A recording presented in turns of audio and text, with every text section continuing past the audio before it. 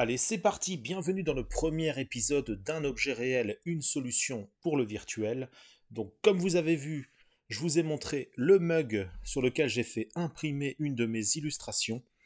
Et on va trouver la solution top chrono, la plus simple et efficace pour le réaliser dans Blender. Alors, ce sont mes méthodes, vous pouvez apporter des petites rectifications dans les commentaires pour ceux qui connaissent bien, mais je pense avoir des méthodes pas trop mal.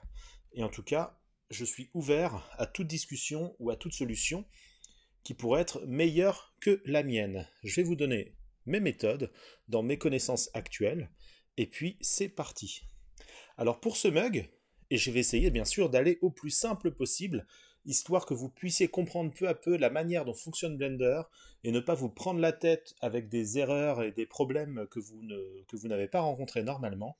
Donc je vous donne mes solutions pour tout ça. Alors pour un mug, vous allez voir, c'est super simple. On va même pas prendre les mesures, on va faire ça à l'œil. On va faire ça juste comme ça, à peu près dans les dimensions qu'il faut. Alors déjà pour un mug, on pourrait se servir de notre objet de base ici, de Blender, le cube, qui fait 2 mètres par 2 mètres par défaut. On va le réduire 2 mètres par 2 mètres. Je crois que je vais déjà le diviser par 20. Donc pour ça, vous utilisez la touche S, qui est la touche échelle, une fois que vous avez sélectionné votre objet, qui est la touche échelle, et vous divisez par 20. Vous faites S, et sur le pavé numérique du clavier, /20. Et automatiquement, ça va diviser sa taille par 20. Vous faites un petit point du pavé numérique et vous rezoomez sur cet objet qui va avoir perdu bien sûr en taille, mais on va rajuster encore un petit peu pour voir la taille précise de notre objet. On a un petit menu qui apparaît avec la touche N ou en cliquant ici sur la petite flèche ici, et on voit que cette fois-ci, notre mug fait 0,1 m par 0,1 m par 0,1 m, c'est-à-dire 10 cm par 10 cm, etc. Donc c'est encore un petit peu grand, donc on peut encore rediviser par 2, S/2. Et voilà, il est un petit peu plus haut que le reste. Je vois ça à l'œil. Donc moi j'ai directement le mug sous les yeux, vous ne le voyez pas ici. Mais en tout cas, il est un tout petit peu plus haut. Donc je vais faire un petit S, Z. C'est-à-dire que je vais agrandir légèrement l'échelle, uniquement sur l'axe Z. Et voilà.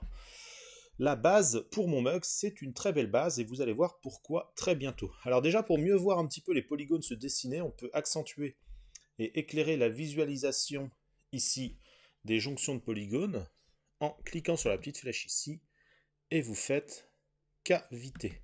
Hop, vous voyez, ça marque de manière très sympa les différents polygones pour y voir plus clair. Maintenant, vous allez passer en mode Edit, sélection de polygones, on était sur la section de points, vous prenez la section de polygones et on va choper le polygone du dessus et on va appuyer sur la touche supprime tout simplement, supprimer face. Et voilà, on se retrouve avec quelque chose qui se rapproche un petit peu plus de notre mug, mais qui est bien carré, hein. Voilà, donc on n'est pas encore dans l'idéal. Et pour changer ça, on va aller chercher un modificateur, ici, petite clé bleue là, modificateur, surface de subdivision qui va arrondir tous nos polygones, qui va rajouter en fait une couche de polygones, qui va multiplier les polygones par 2 une fois.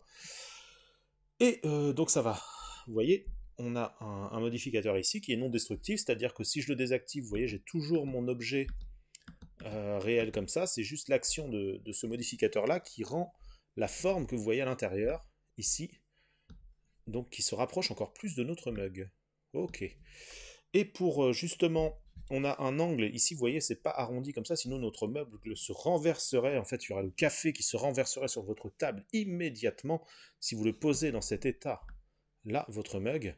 Alors c'est pour ça qu'en mode rendu par défaut dans la subdivision, on a deux zones ici, on a 2 fois la multiplication des polygones tout en arrondissant notre objet, et bien on va la passer aussi dans le niveau de vue, ici. Voilà, on a déjà un petit peu plus de polygones, mais c'est toujours très rond, et votre café va se renverser toujours.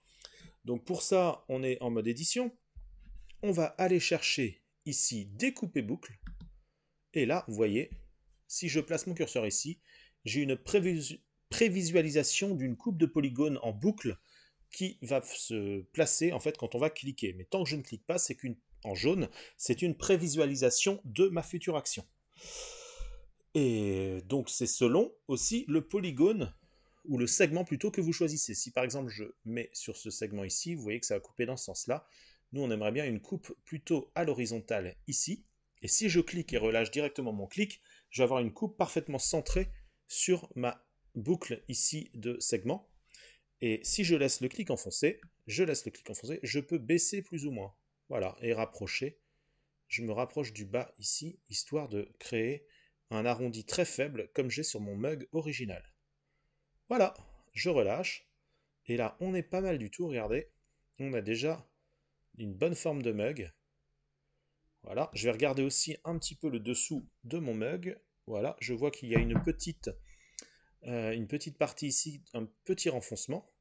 Et pour ça, je vais utiliser un autre outil. Déjà, je vais prendre mon polygone du bas, parce que vous voyez que là, sélectionné, c'est la boucle que je viens de réaliser. Donc je vais reprendre ma sélection de polygones.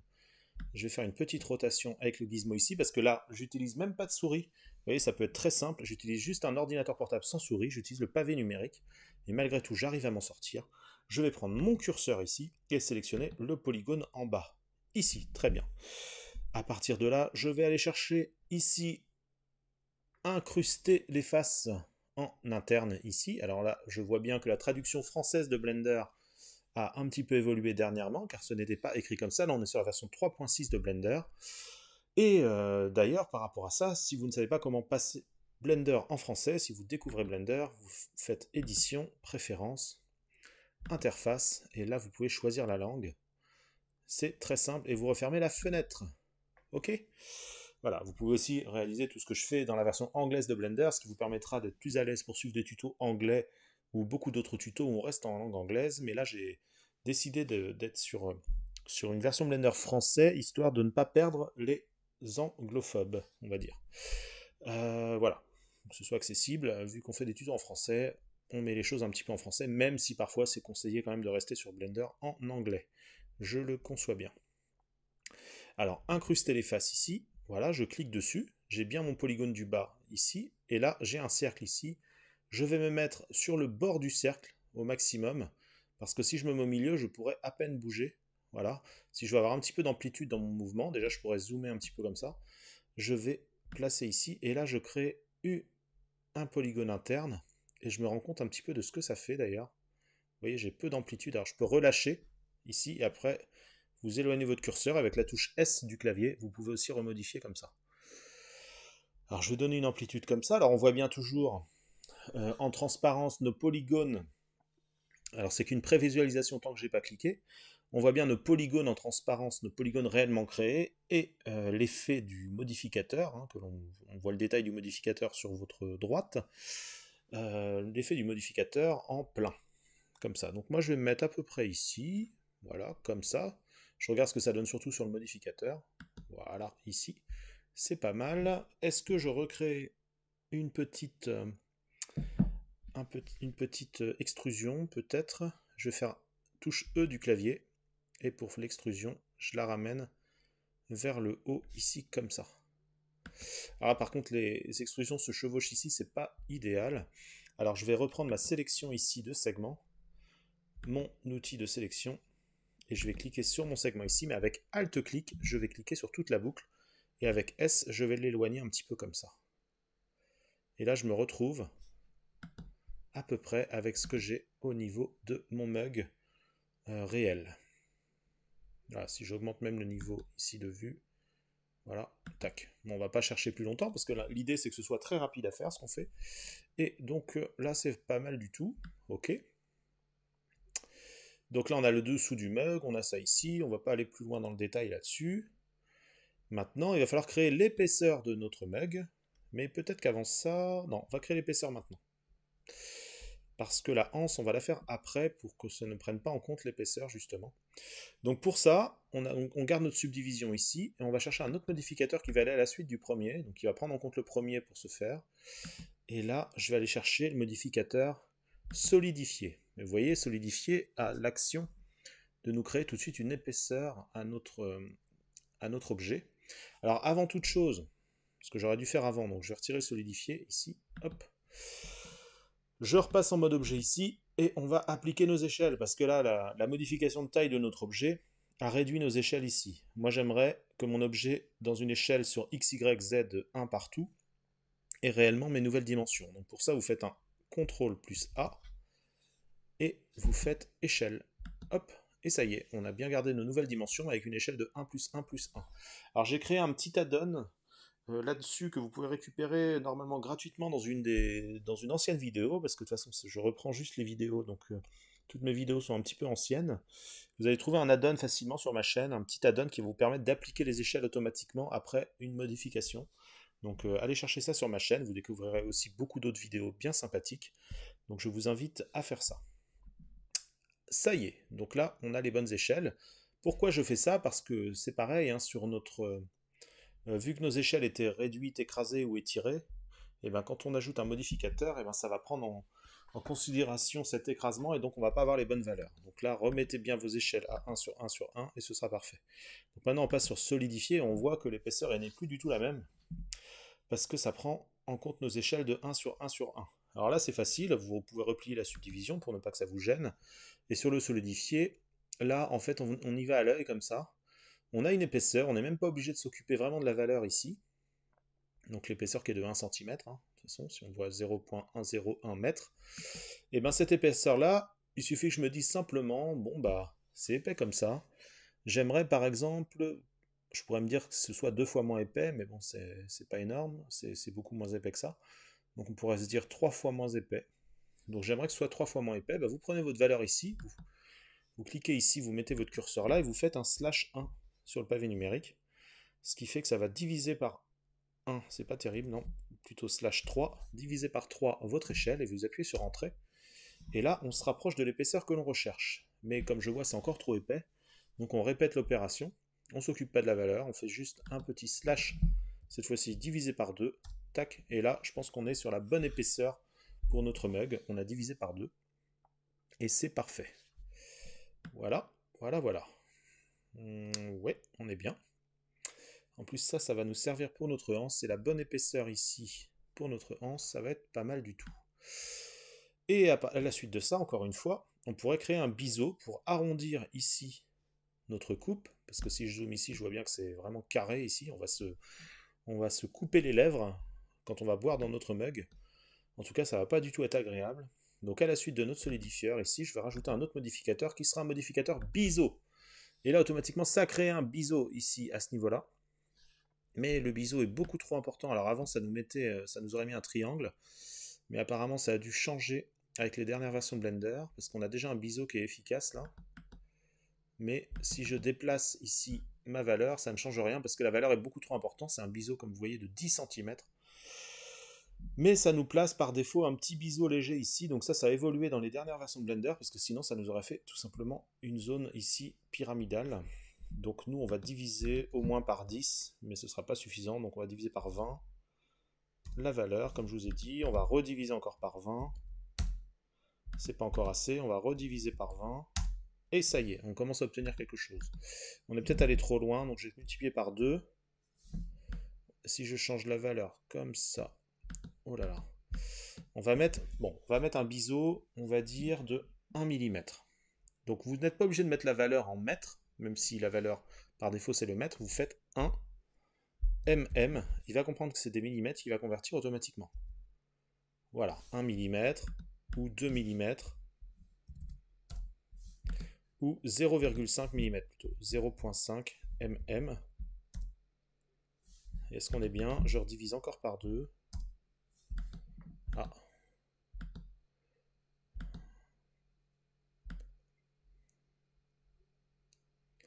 Ok, bon, c'est pas trop ce que je voulais. On va faire 0,1 mm, un dixième de millimètre. Bon, normalement ça marche, c'est peut-être l'angle qui va pas. Non, c'est pas ça. Si je réduis, vous voyez que ça nous met le biseau aussi sur cette partie-là, c'est pas du tout ce que l'on cherche. CTRL Z, donc on va laisser l'angle à 30%, et je vais rediviser, ou multiplier par 2. Ah voilà, multiplier par 2, diviser par 2. Bon, trouver la bonne valeur, de manière à avoir un bon biseau, CTRL Z. Mais là, on n'est pas trop mal. Voir peut-être qu'il n'est pas assez... Alors ça a changé un petit peu l'action, parce que là, je vois pas mon biseau s'agrandir. Hein. C'est ça qui est curieux. Il veut pas aller plus loin que ça. Alors, on va supprimer le biseau pour l'instant, et on va appliquer nos subdivisions. C'est peut-être pour ça. Il faut appliquer un petit peu les choses. La subdivision, de toute façon, on va au moins la garder comme ça, donc je l'applique à une valeur de 2 niveau de vue, parce que quand on applique notre subdivision, c'est par rapport au niveau de la vue, ici, et non pas du rendu. Donc je vais ici appliquer la subdivision. Il me reste mon solidifié. Là, je pense que je suis sur la bonne épaisseur à peu près. Et donc, je vais l'appliquer aussi. Et à partir de là, maintenant, je vais créer mon biseau. Biseau ici. Alors, ça me met un biseau par défaut ici, parce que c'est beaucoup trop grand. Divisé par 50. Ah, ça, c'est curieux, ça. Voilà, si je le divise encore par 2, divisé par 5, divisé par 10, et x2,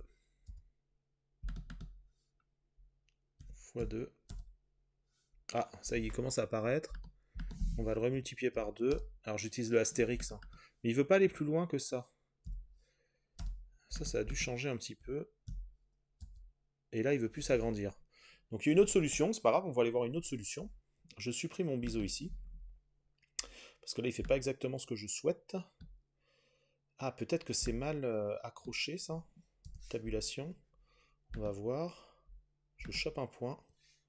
Et je déplace le point. Non, ça a l'air bien soudé.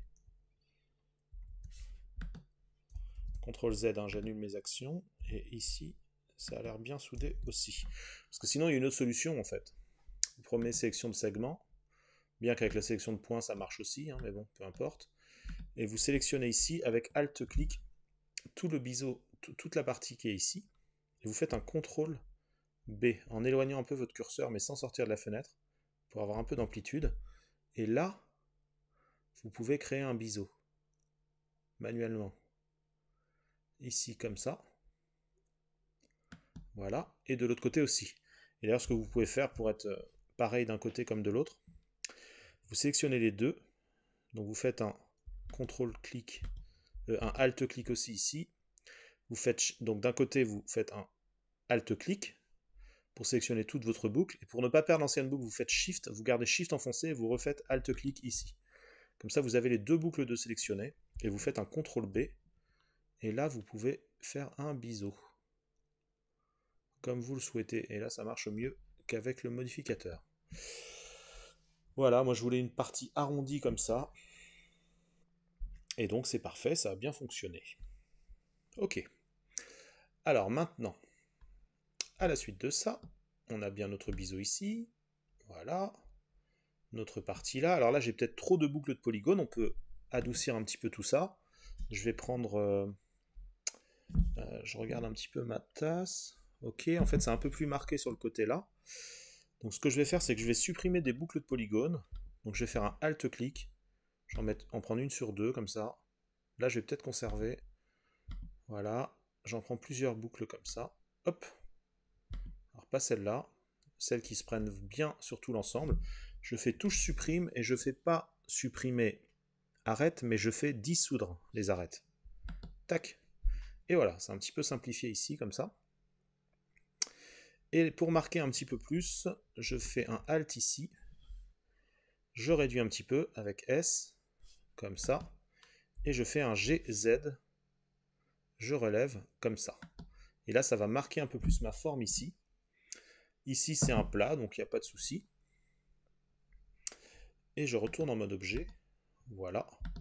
Alors là, la forme n'est pas très belle, mais en fait, on va par la suite ajouter d'autres subdivisions de surface ici, comme ça.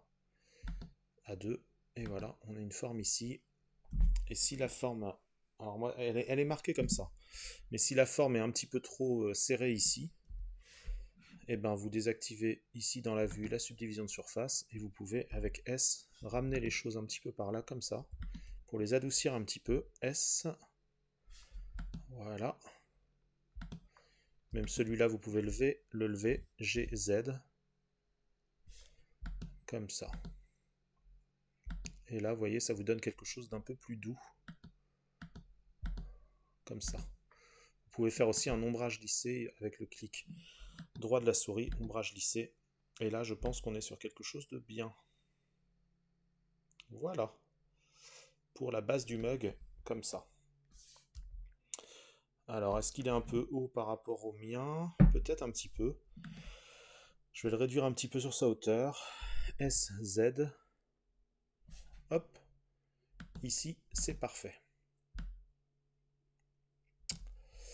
Je désactive ma subdivision de surface et je m'y intéresse. Je vais appuyer, je sélectionne mon objet de tabulation. Je vais mettre sur le côté, touche 1 du pavé numérique, voilà, de face plutôt. Et là, je vais aller chercher la zone de la anse de ma tasse. Et je me dis que ce qui pourrait bien marcher sur la anse, ça pourrait être cette partie-là, ici. Section de polygone ici, polygone là, voilà. Et la partie basse, alors il y a un plus petit décalage, alors il y a un décalage à chaque fois, donc je vais prendre cette partie-là et je vais regarder sur le côté. Vous voyez, là je veux une épaisseur comme ça, donc je vais recréer une boucle ici pour avoir la même épaisseur à peu près en bas et en haut. Boucle de polygone ici, je me positionne là, je déplace, je clique et je déplace, hein, comme je vous avais dit. Hop, voilà. Là on est bien. Maintenant, sélection de polygone.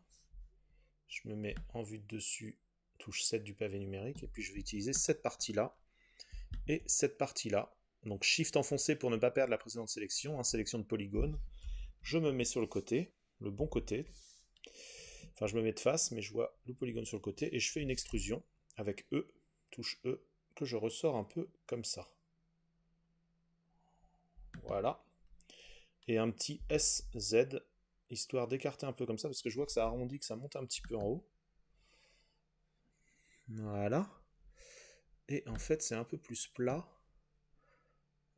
La hanse, elle est un peu plus plate, donc je vais en prendre une comme ça, je vais faire SZ.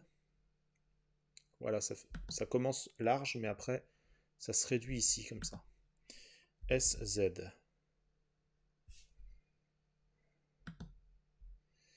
Très bien. Vous avez compris le principe. Je reprends mes deux polygones ici. Je me remets en vue. Donc moi, c'est la vue de face. Vue de dessus, on voit que c'est... Ah, et là, on c'est sur le côté. Alors, j'aurais préféré que ça tombe ici, mais bon, c'est pas très grave, ça va pas trop se voir. Je vais mettre en vue de dessus pour l'extrusion, pour mieux voir ici. Et donc, j'ai sélectionné mes deux polygones, là, comme vous avez vu. Extrusion ici. Alors, de toute façon, l'extrusion se fait toute droite, comme ça, donc ça ne va pas poser de soucis, même si c'est sur le côté. Et j'avance un petit peu là.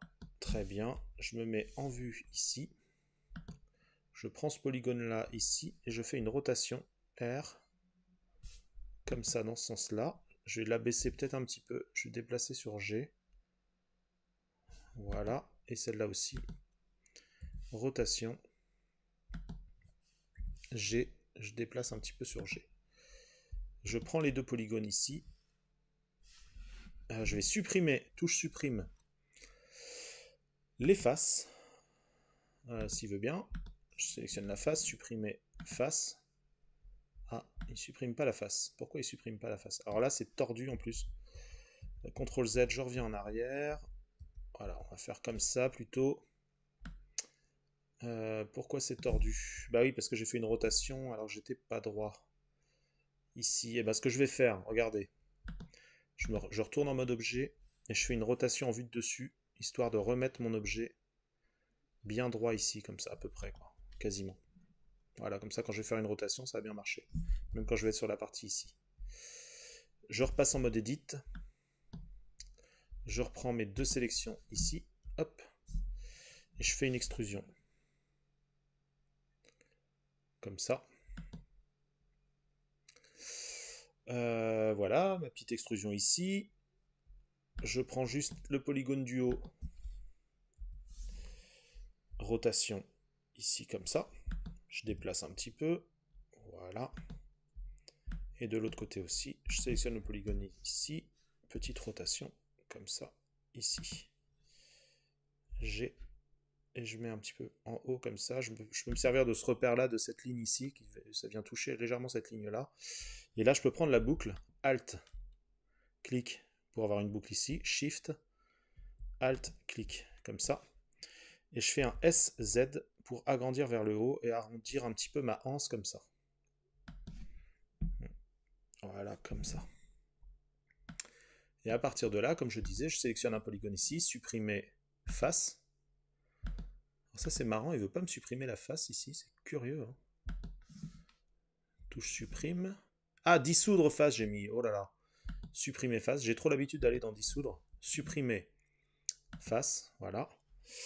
Et alors on peut le faire plus vite en pontant comme ça, mais là, bon, là j'ai fait cette solution-là. Je prends 2 polygones, enfin regardez. Je prends un segment ici, donc sélection de segment ici.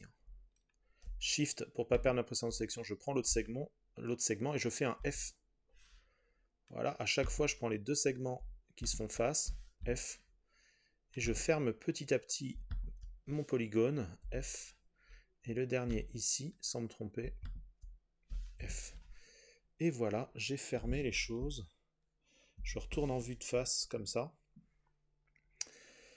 Je vais créer une boucle au milieu. Voilà. Ici, la boucle de polygone. Petite rotation. R, hop, légère comme ça. Et je vais faire un SX. Je vais agrandir sur X seulement, comme ça. Voilà. Alors, je fais les choses comme ça vient. Hein. Il y a peut-être des meilleures solutions à trouver, mais dites-moi hein, ce que vous me proposez éventuellement dans les commentaires. Alt-clic ici. Rotation. R. Je fais une petite rotation ici. R, voilà.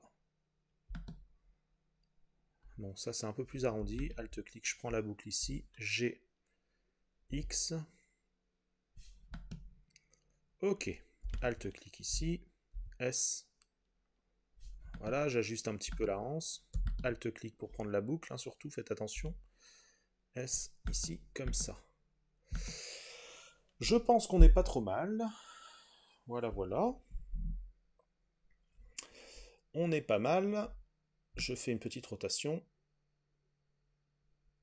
Alors, je pourrais peut-être un peu plus définir ça ici, mais pas forcément. On va activer la subdivision, voir ce que ça donne déjà.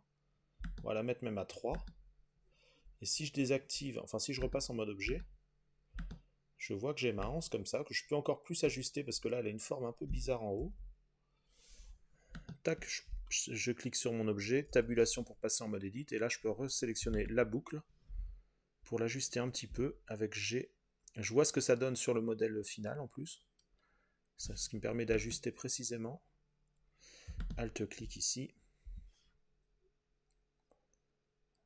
Voilà, je trouve que la anse est pas mal du tout, mais vous pouvez continuer de l'ajuster à votre bon plaisir. Alors, par contre, regardez, la soudure ici, elle est vraiment très arrondie, elle est très smooth, elle est un petit peu plus prononcée en vrai.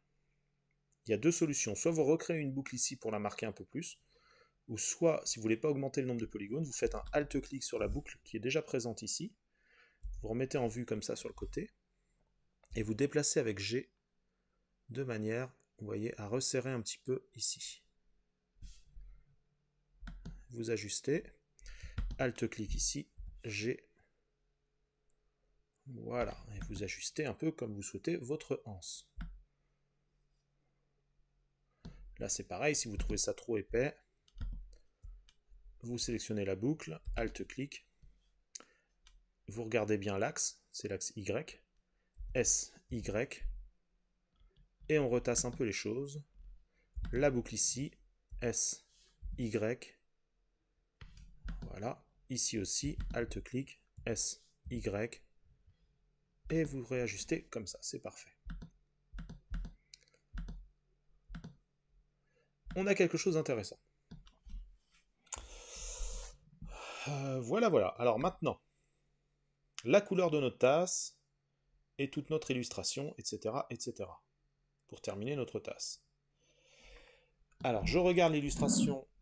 Elle arrive jusqu'où? Elle va de part en part. Ok.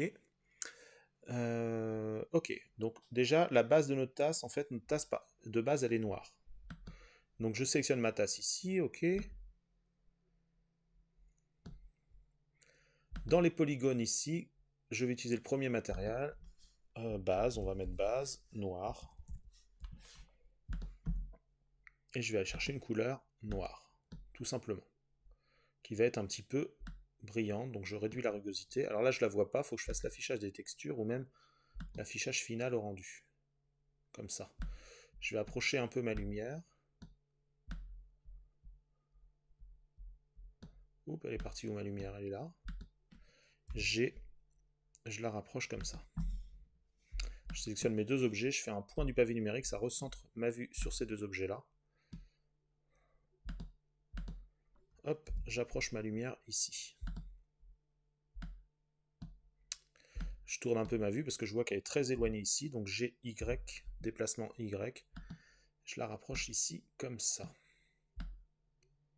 Bon, je pense qu'on n'est pas trop mal. Je reprends ma tasse et je fais un point du pavé numérique sur ma tasse ici. Voilà, je vais baisser un petit peu le spéculaire pour que la lumière s'encouffre un peu moins et donc on ait un noir un peu plus prononcé, comme ça, un peu faïence. Comme on a sur la tasse d'origine, parce que l'intérieur est noir et tout ça, on a une bande blanche ici, mais on va y revenir. Tabulation, je vais en mode objet, ici. Alors, l'illustration, elle vient ici, sélection de polygones, ici. En fait, j'ai tous ces polygones-là, donc je fais Shift pour ne pas perdre leurs anciens polygones, et on va dire que ça vient jusqu'ici à peu près. Et jusqu'en bas. Donc j'ai un peu plus loin, alors ça va pas complètement en bas, je pourrais même aller jusqu'ici, là. Non, pas là, là. On va respecter au maximum ce que l'on a d'origine. Je me déplace, je ne perds pas ma sélection. Et je vais sélectionner. Alors, j'ai dit que j'allais jusque là. Petit à petit, ici.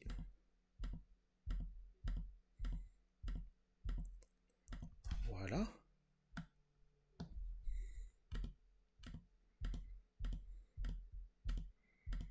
Alors, j'aurais pu faire une sélection par boucle, mais après, il fallait désélectionner les autres polygones dont on ne veut pas. Donc, au final, je suis parti sur une sélection comme ça. Il n'y a pas tant de polygones que ça à sélectionner. Ça devrait aller. Vous voyez, comme ça, on a fait bien l'arrondi avec beaucoup de polygones par subdivision de surface, ce qui nous permet de ne pas avoir trop de polygones à sélectionner. Donc, c'est bien d'avoir une base native sans trop de polygones. Sinon, après, ça devient vite compliqué et on peut difficilement modifier les choses par la suite. Je sélectionne mes polygones comme ça. Et là, j'ai presque fini.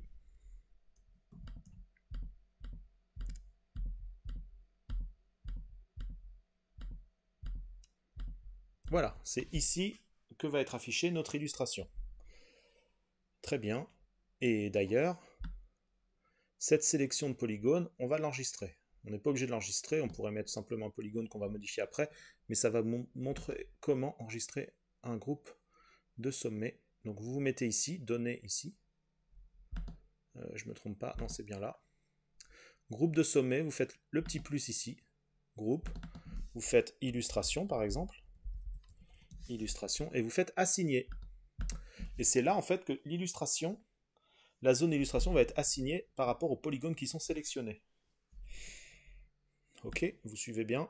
On va directement prendre les polygones blancs, ceux qui vont être blancs, ça on va pas se tromper. Donc je perds ma précédente sélection, je prends tous les polygones qui vont apparaître en blanc à l'avenir. Hop, il y a aussi ceux-là. J'ai du blanc qui arrive un petit peu sur le côté. Donc je pourrais prendre la boucle directement. Shift, je prends la boucle ici. Shift, et je maintiens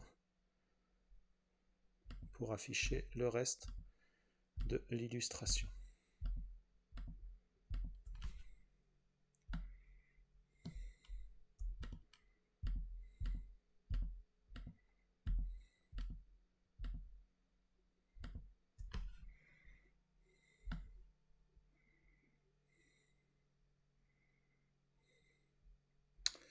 Comme ça.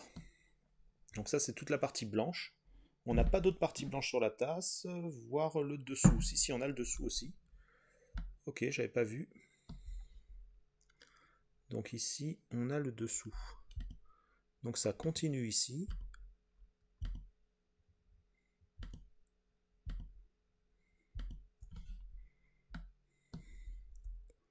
Shift enfoncé, hop.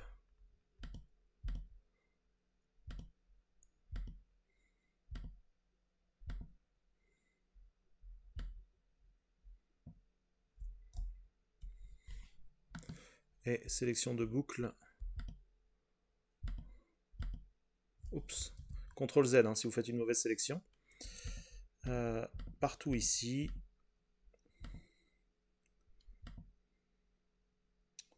Bon, je ne sais pas si on a tout, mais on pourra en rajouter par la suite, vous inquiétez pas.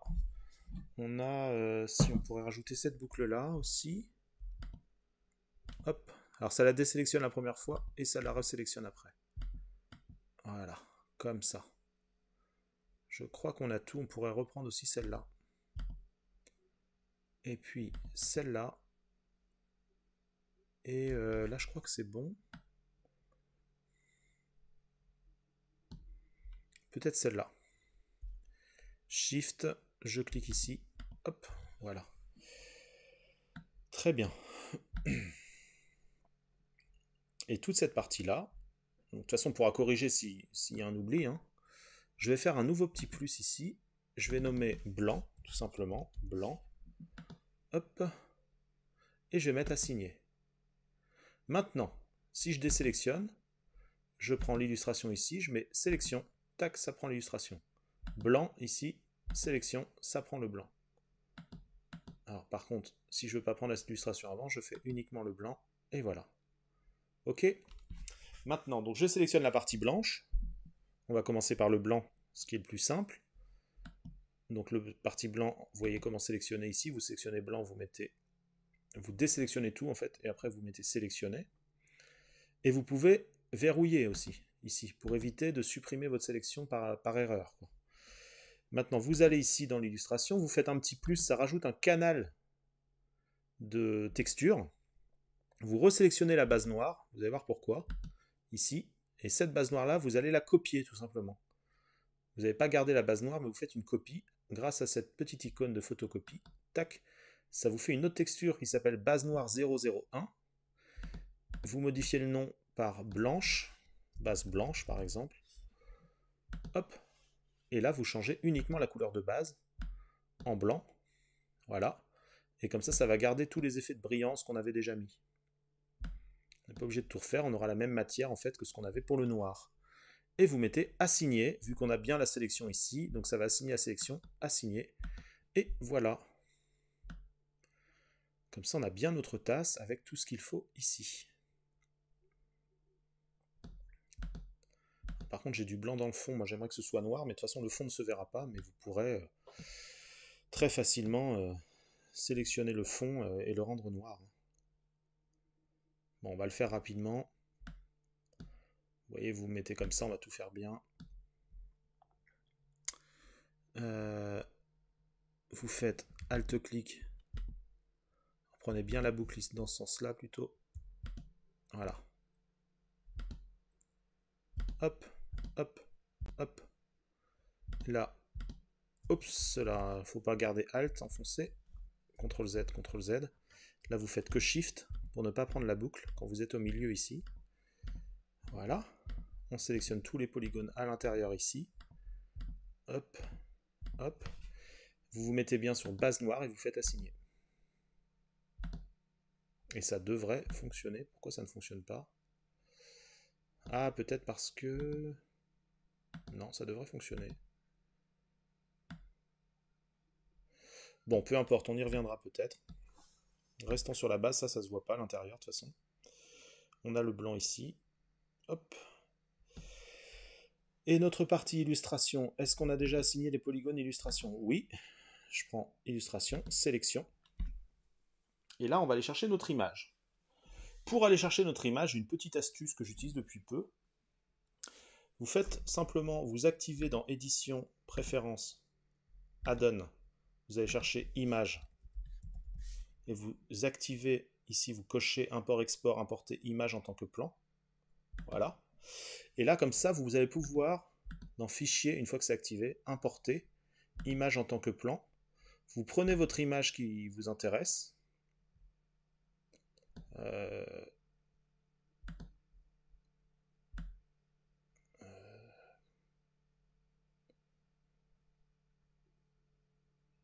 Bon, moi, je l'ai déjà prise, hein, de toute façon.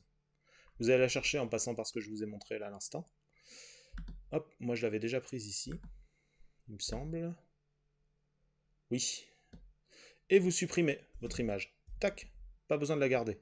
Car de toute façon, vu que ça a déjà été utilisé, votre image, vous allez la retrouver obligatoirement dans les textures ici. Vous refaites un canal texture, plus, ici, et vous allez la retrouver dans la liste de ce qui a déjà été utilisé. Donc moi, je l'ai nommé neige, ça s'appelle neige. De toute façon, elle sera livrée, cette image. Ici, et maintenant, votre sélection ici, vous l'assignez.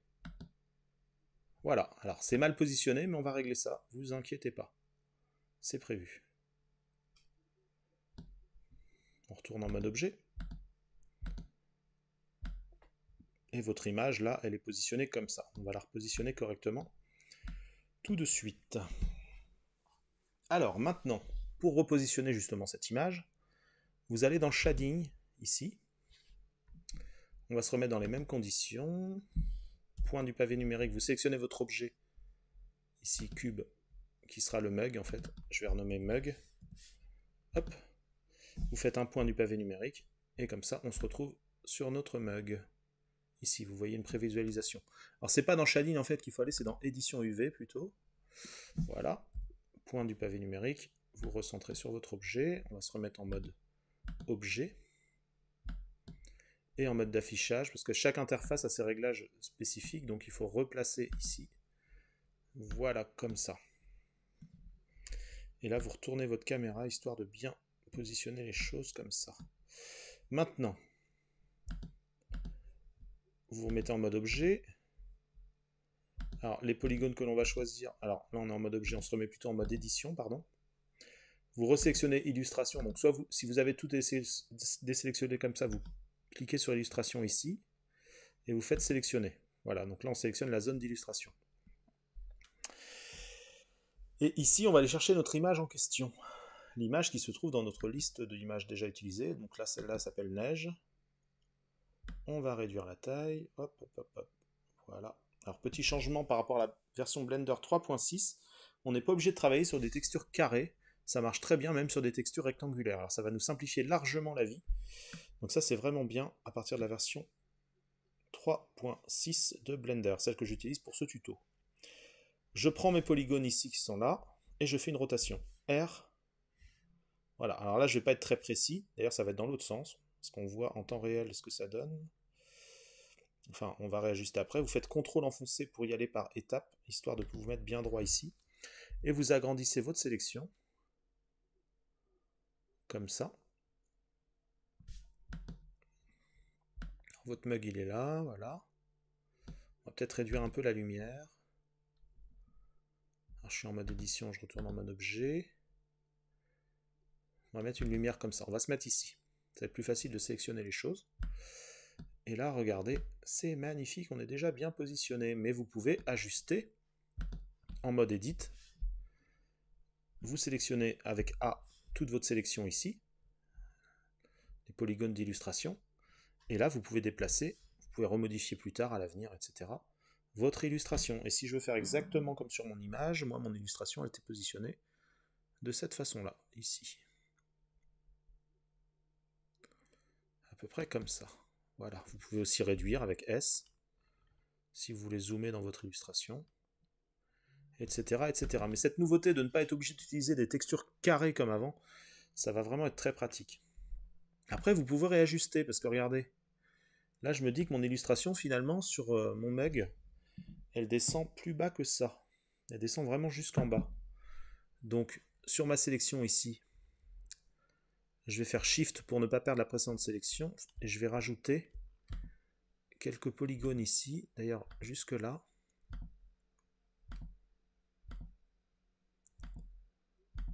Voilà, je vais tourner un petit peu.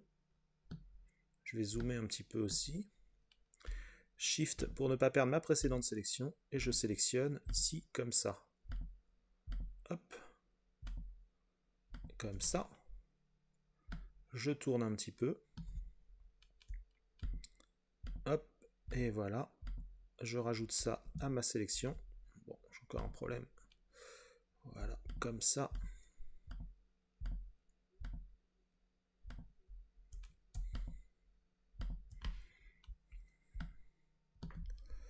Hop là. Super. Et donc cette sélection-là, si je veux la mettre à jour, eh ben, je déverrouille ma partie illustration ici, dans la sélection de polygones et je mets assigner. Tac. Et je reverrouille. Comme ça. Mince. Et je reverrouille pour ne pas la perdre. Comme ça, j'ai rajouté ces polygones-là. Et je refais un dépliage, bien sûr. U, déplier. Alors, là, le dépliage, il n'est pas super. Vous faites U, projection UV intelligente. Hop, juste comme ça. Ce sera, je pense, suffisant. Alors, comment il m'a déplié ça? Ça va, c'est pas trop mal. Je me mets en vue de face ici, comme ça. Voilà, pour bien voir. Donc, touche 1 du pavé numérique quand j'ai le curseur positionné bien dans cette fenêtre-là. Et ici, je vais appuyer sur A pour tout sélectionner, même les polygones qui n'étaient pas sélectionnés.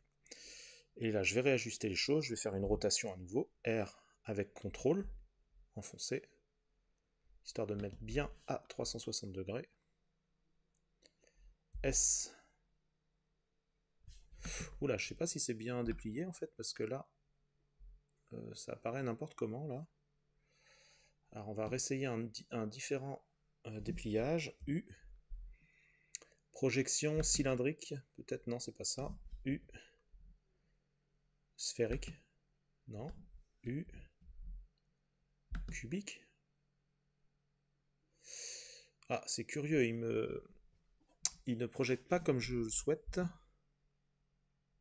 Pour carte d'écrêtage. Je vais essayer les différents modes. Non, ça c'est pas bon du tout. U.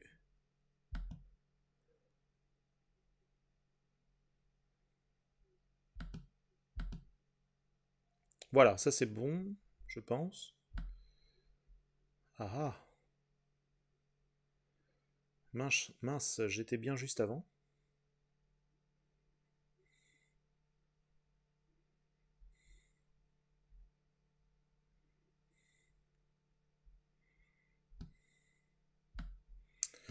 Et là, ça me pose un petit souci. Je suis pas un dieu non plus de la projection UV, mais habituellement je m'en sers correctement et ça fait son affaire. U. Projection UV intelligente. Projection dépliée. Ah, ça c'est peut-être pas mal en fait comme ça. Juste un dépliage simple. R. Contrôle. Hop. Comme ça, je pense qu'on est pas mal. G. Si vous avez des avis sur la projection comme ça, eh ben, n'hésitez pas à me dire pour améliorer les choses, parce que là, habituellement, ça se passe très bien directement. Mais là, bon, ça va le faire, mais voilà. Ça pourrait être mieux. Vous pouvez toujours arranger les choses. Bon, il y a différentes façons. Hein. On peut mettre une valeur 0 sur... Bon, je vous montre. Alt ici, je peux mettre une valeur 0 si je fais SZ0. Non, c'est pas ça. CTRL Z. S0. Non.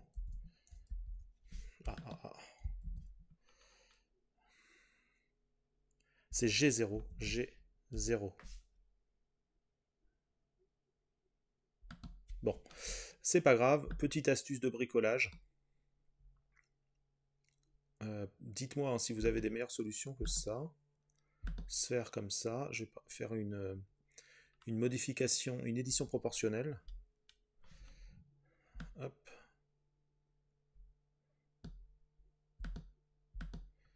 Et S. S avec les deux doigts vers le bas, comme ça. Voilà. J'arrange un peu les choses comme ça. Hop. CTRL Z. S. Hop. G. Et je rabaisse un petit peu comme ça, je réajuste un petit peu comme ça avec l'édition proportionnelle. Bon, c'est un petit peu du bricolage là, mais normalement ça se présente mieux que ça. Mais bon, c'est pas grave, ça se verra pas du tout. Au final, j'agrandis ici.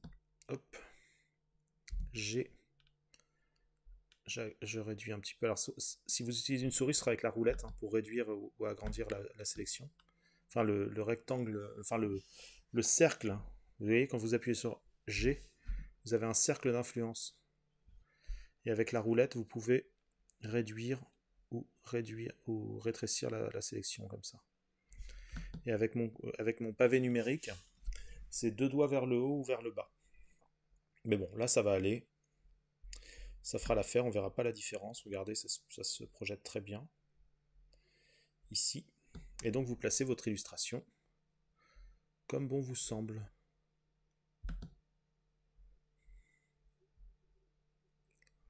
Hop, sélection. Alors pourquoi sur ma sélection ici, la texture n'apparaît pas?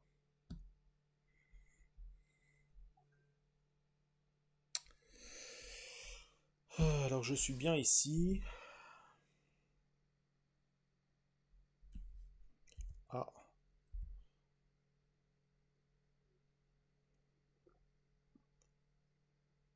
Non, bah ça le fait.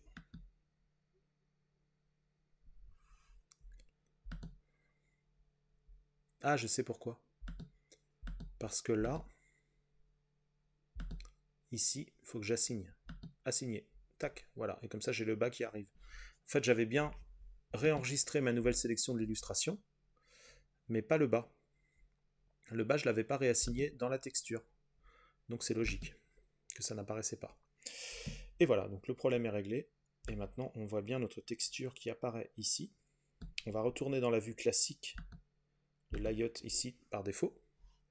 Et là, j'ai bien ma tasse, comme elle est censée être. Je vais réduire la lumière, je vais la mettre qu'à 50 watts. Voilà.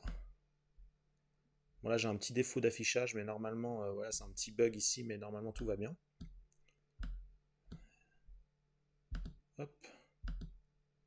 Si je passe en cycle, d'ailleurs, ça devrait mieux le faire. Je vais réactiver un peu comme ça. Cycle. Là, je n'ai plus le défaut. C'est dans Heavy, le petit défaut. En fait, tout est bon. Je vais mettre en calcul GPU. Préférez toujours le calcul GPU. Et là, voilà mon mug comme il était en vrai, sauf en 3D. Alors là, je suis un petit peu écrasé. Ça, c'est au niveau de ma texture. Alors pour ça, vous pouvez retourner dans l'édition du V pour modifier ça. Vous reprenez votre sélection. Ici, illustration, sélection. Et si c'est un peu écrasé, bah, vous agrandissez dans le bon sens. Vous faites un SZ. Et là, voilà. Hop. SZ. Ah oui, je suis en édition proportionnelle. Je désactive l'édition proportionnelle plutôt. SZ. Et là, hop. GZ. Non, c'est pas là. G, c'est le déplacement. SZ. Ah, il ne veut pas déplacer dans les deux sens.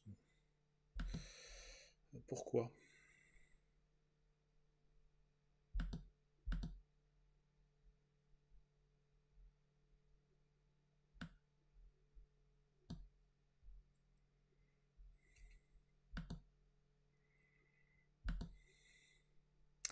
Voilà, ok.